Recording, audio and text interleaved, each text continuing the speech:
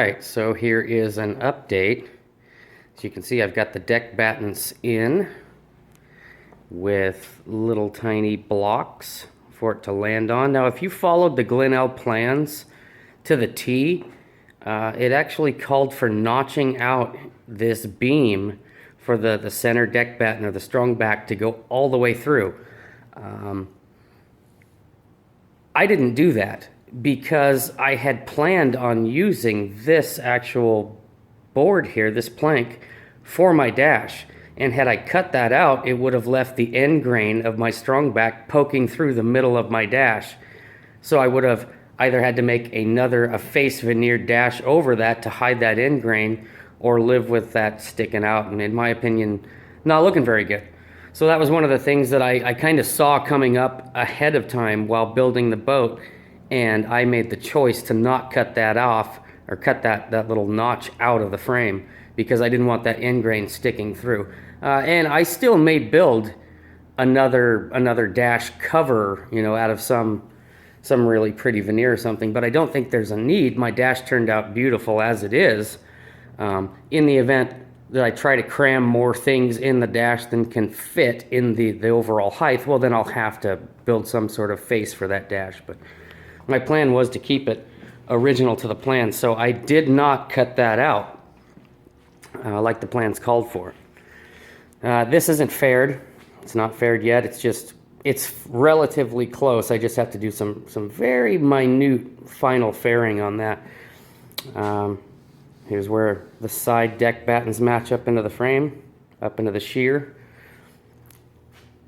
Now what's funny is on the plans they tell you to notch out only the center batten on frame 4, but they don't tell you to notch it. At least in the plans, it's not drawn to be notched into here. They tell you to do it, but it's not drawn. I thought that was funny, where you wouldn't want it notched is shown to do it on the plans, and where you do want it notched isn't shown. So that's different, but anyhow, that was relatively easy to do. Made all those nice little blocks for it to land on. So the blocks are screwed in epoxy to the back of the frame, and then one screw holds it down along with epoxy to the blocking in the back of the frame. Oh, there's an airplane taking off.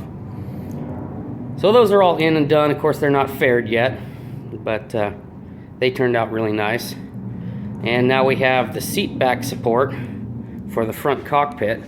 So this is, you know, the front seat will actually lean up against that, and that's set at a 12-degree angle, and it's a 12-degree angle from the height of what will be my floor, not actually the keel.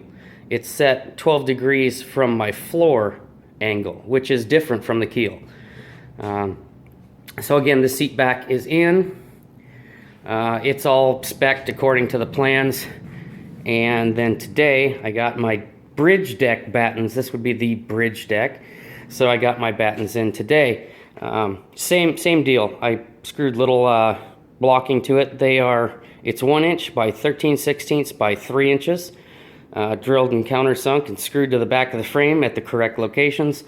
This spacing from the center to this one and the center to this one is identical to the bridge deck, or I'm sorry, to the front of the boat, or the bow deck, I guess we could call it.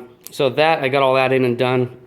Originally yesterday I had this one in and this one in, and I had not cut this one because trying to utilize the absolute most of the plank of African mahogany I bought, I ended up having to put a scarf joint.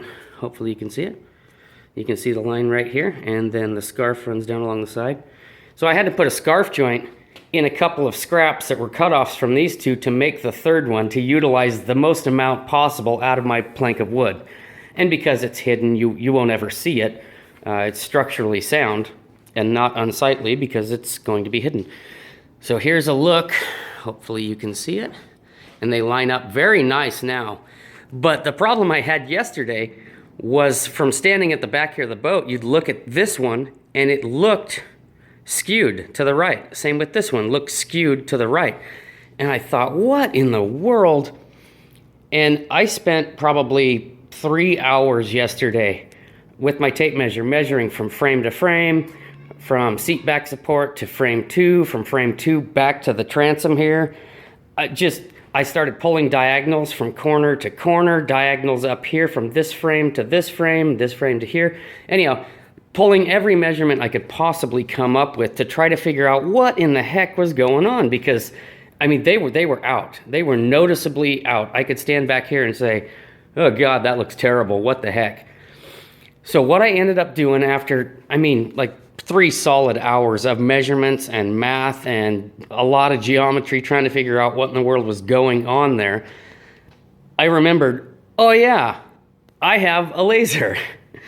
This laser right over here. It's identical to the laser I used to line out my water line. That particular one I happened to borrow from a friend of mine, a millwright at work. Shortly after that and finishing my water line, my brother actually picked up the exact same laser as a gift. Says, here. And I just happened to remember after 3 hours of frustration, oh my goodness, I have a laser. This is great. So I set my ladder up at the tip of the bow, and I set that laser on top of the ladder, slightly pointed downward towards me. And I stuck my level across this frame, and I jacked up underneath this axle of the boat until the boat was perfectly level. And I checked all 3 of the frames, and also back here at the transom, to make sure that the boat was perfectly level. Once I reached that spot, I went up to my laser sitting on top of the ladder, and I started to level it left and right. After I got it leveled, I then shot that line touching the very tip of the bow, the very center. And with that line in the very center, I made sure that the laser line was shooting right down the very center of the front of the bow, and it was. So that meant that my level on the laser and my level on the frame was identical. And I made sure that the laser was touching the tip of the bow and my dead center line right here. And once I got that adjusted, I went through with a pencil, and every inch I marked that laser line down this batten all the way down to the tip of the stem. And what I had found out was exactly what I thought. Somehow in my measurement, I don't know how I did it, but I had actually skewed this center one. And because it was skewed, when I pulled my measurement off for this one, it was skewed as well. And after 3 hours of frustration and trying to figure out what in the heck went wrong, I finally drug out that laser, set it up, shot a line, drew my straight line all the way down, and realized, ooh, this is off. So I had to cut these loose this morning. Thank goodness for my multi-tool, because I can't think of a better tool to do it. Made really clean work. But anyhow, I had to cut these off, cut down through the top and cut underneath the bottom, pull the screw out, cut them loose, get them straightened back up according to my laser line. I straightened the middle one first, and then I re-pulled my measurements and went, yep, this one needs straightened as well. So I re-drilled, and because I had used my multi-tool, oops, oh, there went my level, my straight edge. Anyhow, because I used my multi-tool, you can see the thickness of the blade there. That took that much material out of that batten level, so I had to raise the batten up that thickness. So I took my bandsaw over there, which I love, and I made these thin little shims, tiny little thin shims. African mahogany shims again. Anyhow, so I had to make those shims to put underneath here where the thickness of my blade had dropped it that, oh, I don't know, it's more than a 32nd, but less than a 16th. Anyhow, to shim that back up so that this was the exact same perfect height again. So I had to do that on all 4 corners of these 2 battens, or both ends of the 2 battens, to get the height right. And because I hadn't glued or screwed that one in, I was then able to pull my measurements off the correct measurement and say, oh, that's right now. So that's where I'm at.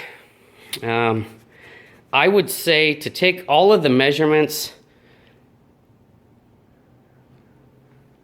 and do all the calculating and shoot the laser line and reline everything out and draw out my line, along with mounting these first 2, realizing they were wrong, and then cutting them loose and remounting them.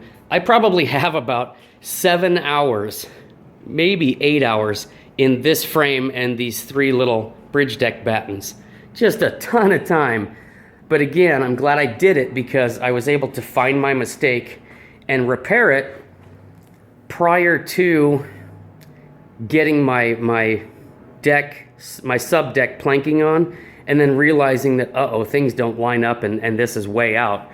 So now, you know, I am supremely confident. There's nothing straighter than a laser line. I'm supremely confident now that my dead center line here all the way down the boat is 100% straight. And when I lay my sub deck planking on, I will follow that line and everything will line up just right. So I am now getting ready to, you might be able to see it here. Here's my line. I have laid out for where my carlings go. Oh, sorry, this is the bridge deck. So this is the front cockpit. This is the dash of the front cockpit, steering wheel in here-ish. And the carlings are a vertical member, you can see the line, are a vertical member that will go from this frame, right along where my arm is, back to here. And this will be the vertical edge of the cutout cockpit here. So it'll be deck from here over. I'm getting ready to put those in 4 spots between here, one over on that side, then there'll be one that runs right in here, clear back to the transom, and one that runs from my line here up to the frame to, where's my line?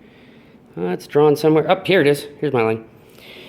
So that member will go across there to the transom, and then between that will be, right at this line, will be my rear seat back support, also set at 12 degrees from the floor, not the keel. So I'm getting ready to do those. There'll be 4 of those, there, here, and here, and they're the edges again of the cockpit, the interior edges. Then I can put in my seat back support, and I'm hoping with this plank that I picked up that this is going to be enough. This thing's almost 12 inches wide, and it is 8 feet tall, as you can see. Just a beautiful piece of African mahogany, and a very, very pretty grain, very, very flat piece of board, which is nice. There's no cup or warp or anything weird to it. But so that's what I'm getting ready to do. Making great progress. So now I have my beautiful piece of African mahogany all whacked up. I can't tell you how much it pains me still to cut this stuff. It's stupid expensive. But this is my rear cockpit seat back, or will be. This is the rear cockpit carling. I cut them about a 1/2 inch wide. There's 2 of those here. So that once I get it on the boat, I can fare that curve into them. And then these are the front cockpit carlings, and they're 2 1/4 wide or 2 1/2 wide, which also leaves me about a 1/2 inch extra to fare the curve from frame 4 to frame 2. So these are all roughly cut to shape. My waist so far is this piece, and that little piece. So not too shabby. There was just enough to do these next 5 parts of the boat out of that plank. So making good progress. We have the carlings in now. These members here, one there, one over on that side. It's a super clean joint. Looks really nice. It's matched to the same contour. It's cut at least to the same contour of the boat on both sides. And if you look closely here, you can see how much is sticking up. So I got to fare it off from this corner down to this line. And I've drawn that line all the way across. But great fit. They look great. What I had done is these are perfectly vertical when the boat's level. So again, I had to make sure the boat was level left to right. And then I clamped a block on here that was perfectly vertical using my bubble to make sure it was standing perfectly vertical. And it stuck up about 6 inches on frame 4, and also on my bridge deck. Same thing, stuck up 6 inches here. Made sure it was perfectly vertical. Clamped it onto the frame here, clamped it on up there, and then I took this board and I set it on the top right here all the way across and clamped it to that, and then I transferred the angles right up the side. Of course, the board was sitting on top. Transferred the angles both front and back, and after that was done, I cut them. but that's too wide. That just sets my angle. So then I started taking 1/8 inch at a time off this end, off that end, off that end. And each time you cut it, it drops a little deeper in the hole because of this angle back here. So after about 5 or 6 cuts, it got very close to being dead flush at the bottom of the frame. Hopefully you can see that. Dead flush, perfect. But I had to keep cutting that 1/8 inch at a time until I got really, really close. And then I finished it with my belt sander. Take a little bit off, drop it in. Take a little more off, drop it in. Until it met up perfectly under here and back on this side. So once those were in, there are 2 screws at each end of it, 1.5 inch long screws. So total of 4 screws in each piece. And these aren't glued in, they're just fit up right now. After they were screwed in place, then I took a piece of batten, probably about 1 inch wide by 3/4 of an inch thick, 12 foot long. I clamped it on back here, clamped it on here, clamped it on the front, frame 5.5 and up to the tip of the bow. Clamped it all the way on. And what that did was that projected the angle of the hull. And then, you know, it was touching the inside. So then I simply just drew the line underneath it, took it back off, cut it with my bandsaw, and there's the shape. A little bit of finish sand work on it to round the bottom edges. And shy of fairing, it's ready to glue up. I'll go ahead and get them glued up and I'll fair later, but man, we're making good progress. Look at that thing. Starting to look like a dang boat now. All right, well, it's officially October 1st, 2015. For the month of September 2015, we put in 25.5 hours. We went up 23 3/4 of that was in deck framing, and there was an 1.75 or 1 3/4 hours into deck fairing. So that just got added on to the existing deck fairing up here. So we went up for this month $246.97. 100 of that was 2 planks of African mahogany. 130 of that was my shiny new bandsaw, which I still love. And then another $22, $23 went on some more epoxy G-Flex for small parts assembly. So that brings us up to a total of 291.5 hours into the boat, almost 300 hours into the boat. So we're doing good. And that brings our dollar total invested to $3,106.40. Well, we are comfortably in the $3,000 range now. But we're making fantastic progress. Well, if the zip looks exactly like it did in the previous little portion of this video, that's because I did not do anything on it today. We're at the same spot. The front cockpit carlings are in. They are shaped to the correct shape, but they are, again, still not faired off. I still have to fair them from this corner to here and glue them in. And again, I'll glue them in, let that epoxy set up nice and hard, and then I'll fair them. So this is as far as I am at the moment. I still have not put the rear carlings in or the rear seat back. I wanted to talk for a second. Oh geez, look at my mess of a garage. Oh, it's terrible. I'll get it cleaned up tomorrow, I promise. Anyhow, this particular plank of African mahogany I picked because it happened to be large enough to do the front cockpit carlings, the rear cockpit carlings, and the rear cockpit seat back. I could get all 5 pieces comfortably out of this one plank. It was, I want to say, about 11 3/4 inches wide, 8 feet long, 13/16 thick. Just enough to get all those pieces out of it. When I was picking out this wood, it happened to be the best looking plank I could find at the time. It was the flattest, no cup, no warp, no splits. It had a very pretty grain, but I was a little worried because the color is light. It is lighter than what I'm normally used to seeing for this African mahogany. There's only one other place on the boat where I happened to purchase a lighter colored mahogany, and that's for my first shear lamination. You can see it here.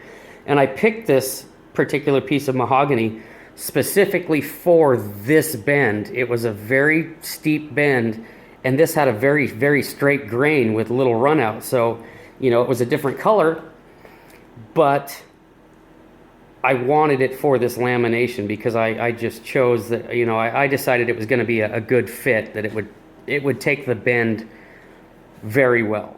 And it did. Of course, here's the standard color of mahogany I'm used to purchasing. And this mahogany varies from very, very dark, like this Seatback, to average, middle of the road. This is about what 90% of the frames are built out of, this color. And then you'll even get some lighter stuff like this.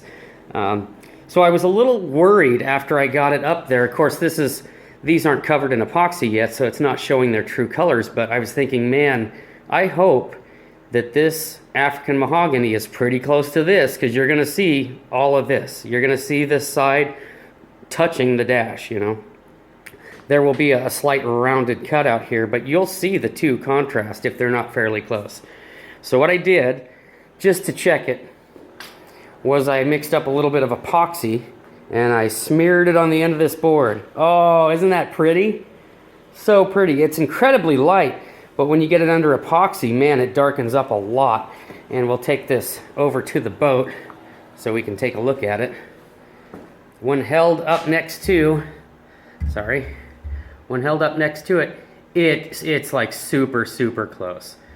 You know, I couldn't have asked for better than that. So by sheer accident, I did not think it would be even remotely close to it, but it turned out very, very close. So I'm now very confident when I epoxy these carlings, as well as the rear carlings and the rear seat back, that it's going to be a very, very close color. So if you hadn't noticed, this zip video is officially my first video in full 1080p HD. I'm working with a new camera. It's also new audio. I'm sure you can probably hear the difference in the video. Because it's a new format, I had to pick up and learn how to use an entire new editing software. My old editing software was not smart enough to deal with HD. So there's a whole bunch of stuff going on in this video. If you watched my last video of my review on that Skill bandsaw, that was my first attempt in 1080 HD.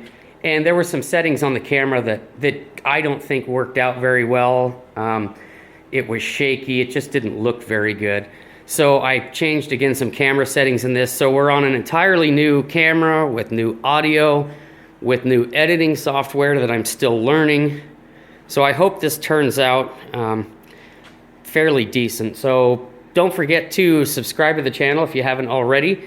Rate and comment. Let me know what you think about the new video format. Again, you guys are the reason that I continually try to make my videos better and better and better. If I can show more detail in 1080 that I could with the old 420 or whatever it was, I can't remember, 480 or 720. Anyhow, if I can show more detail in HD, well, you know, let's give it a try. And let me know what you think. If the audio's much better, if the sound, you know, sounds good, if the video looks better, let me know so I can continue to improve on this new video audio format and editing software. If it's worse, if it's not as nice, if it's for one reason or another the sound sucks or the video's terrible or just too shaky, let me know. And I can always go back to the old format. That's not a big deal. I've been using that for the last 9 years. So thanks for watching, and we'll see you guys on the next update of the Zip.